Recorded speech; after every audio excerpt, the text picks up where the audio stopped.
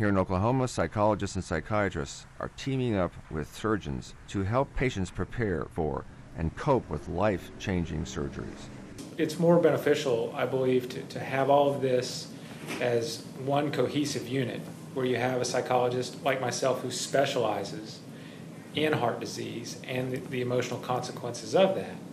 In this trend in Oklahoma, mental health professionals also assist patients after these surgeries when they have to face a life which would be tougher than what they had. What I find is really helpful is helping them understand that there's almost a universality of experience related to these procedures. Everybody tends to feel anxious afterwards.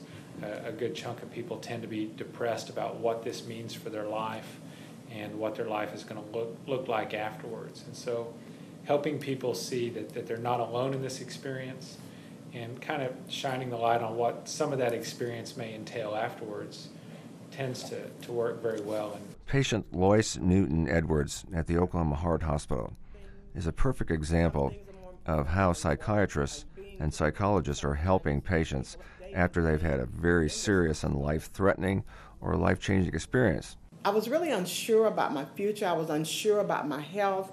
I had so many questions that had not been answered, and Dr. DuRoy was able to sort of bridge that gap to answer those questions and to reassure me that the surgery that I experienced would improve the quality of my life. In this trend, he and other psychologists and psychiatrists are helping these patients before and after major surgeries. Over the past year, I have learned to reprioritize things.